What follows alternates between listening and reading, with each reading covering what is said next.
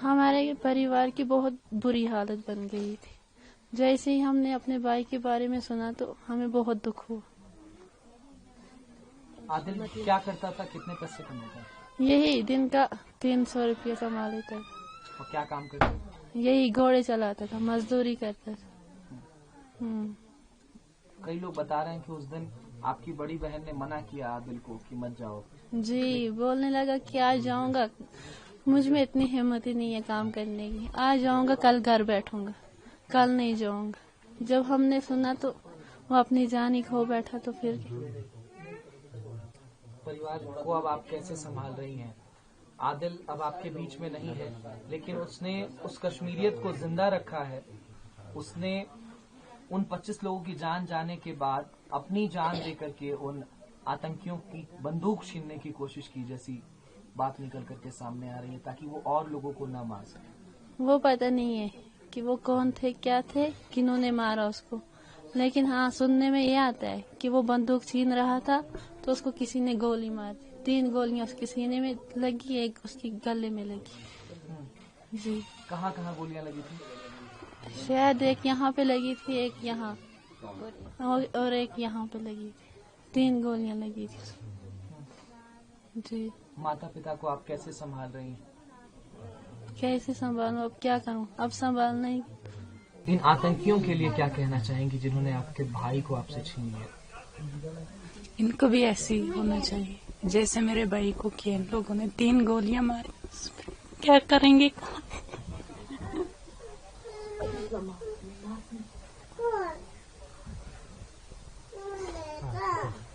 अब कहाँ से ढूंढेंगे भैया को?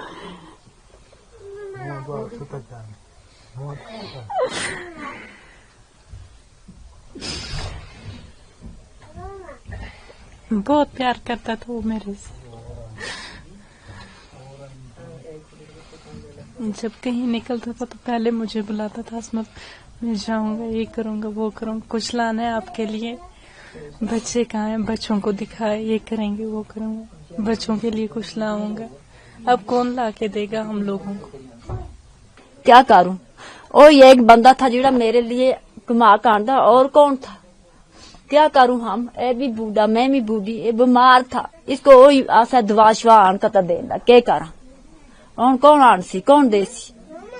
ओ ये कमा कर दिन को 300, रात को चावल शावल आंदा से था खेन जैसे, क्या करा? बड़ा बेटा हुई था, और क्या करा? आदिल आपका सबसे बड़ा बेटा था। बड़ा बेटा। वो उन आतंकियों से उनकी बंदूक छीन रहा था। वो जब उनकी जान बचेंदा था तो अपनी जान देगा, क्या करूं? वो भी हमारे भाई थे, तो वो भी हमारे भाई थे, क्या करूं? आदिल वो कश्मीरी है जिसने कश्मीरियत को जिंदा रखा।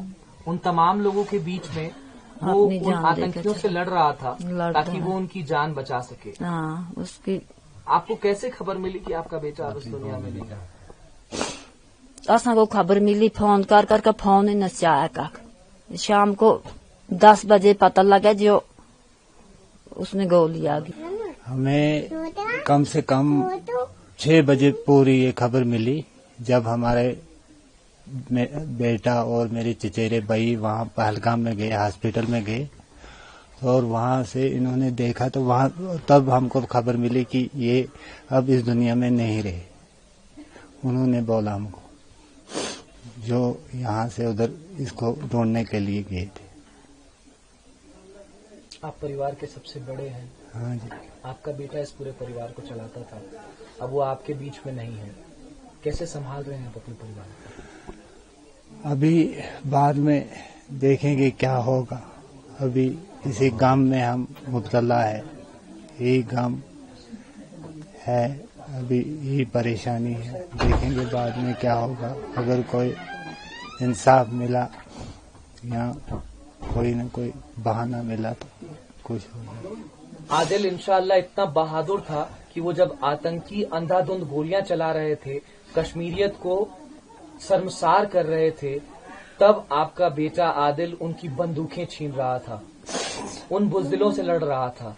क्या कहेंगे अपने बेटे की शहादत के बारे में? बहुत फक्र है, बहुत फक्र है उसकी शहादत पे। उसकी फख्र के लिए मैं इस वक्त जिंदा हूँ, नहीं तो उसकी जवानी, उसकी शक्ल, उसकी ये देखकर मैं भी मर जाता। फिर उसी वक्त जब उसकी डेथ हुई तो मैं भी अपनी जान गंवा देता, लेकिन इस बहादुरी की वजह से मैं खुश हूँ और मेरी जान भी बच गई कि उसने और लोगों, सियाहों को बचाया, उन औरतों को वहाँ पे बचाया, उन बच्चों को बचाया। कुछ लोग उसकी वजह से बच गए, ये मुझे बहुत बड़ा नाज है उनका। जब आतंकी ये अंधाधुंध गोलियां चला रहे थे और आपके बेटे से आपकी आखिरी बातचीत फोन पर हुई थी जब वो घोड़े लेकर के गया था सुबह, उसके बाद? नहीं, उसके फोन नॉट रीचेबल था पहले जब हम यहाँ से फोन करते थे, फिर बाद में 4 साढ़े 4 बजे के बाद उसका फोन ऑन हुआ। हमने सोचा कि ये अब नीचे जा रहा है, मगर ये पता नहीं था हमको कि इसकी डेड बॉडी नीचे जाएगी। हमने सोचा कि ये अब निकल आया वहाँ से, क्योंकि वहाँ पे नेटवर्क नहीं होते हैं। हमने सोचा ये निकल आया अब वहाँ से।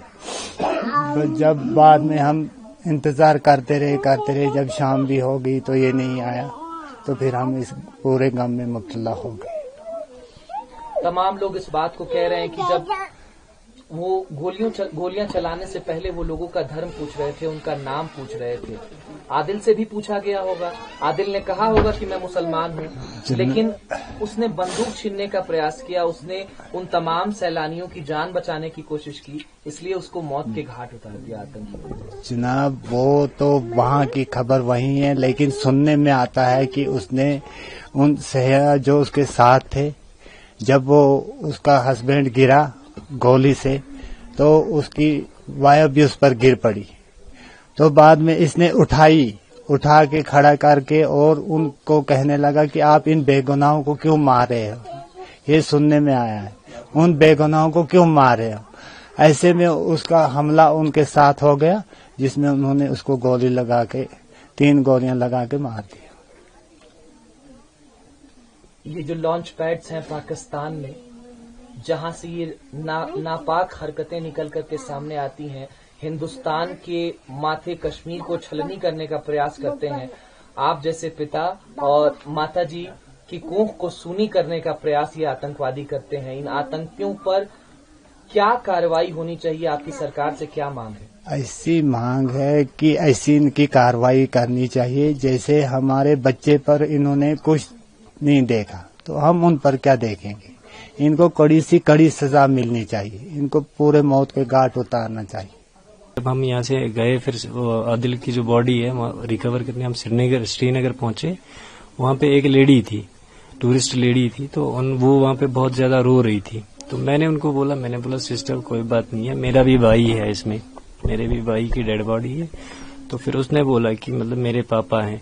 तो फिर उसने बोला कि जो सिविल एक मरा है वो आपका भाई है? मैंने बोला हाँ वो मेरा भाई है। तो वो बोलने लगी, उनके बोलने से, हालांकि मैं प्रेजेंट वहाँ पे नहीं था, उनके बोलने से मैंने ये सुना कि वो बोलने लगी कि जब वहाँ पे गोलियां चली तो वहाँ पे जब मेरे बाप को जो है सर में शॉट आया, वो नीचे गिरा, मैं उनके पीछे गिरी उनको बचाने के चक्कर में।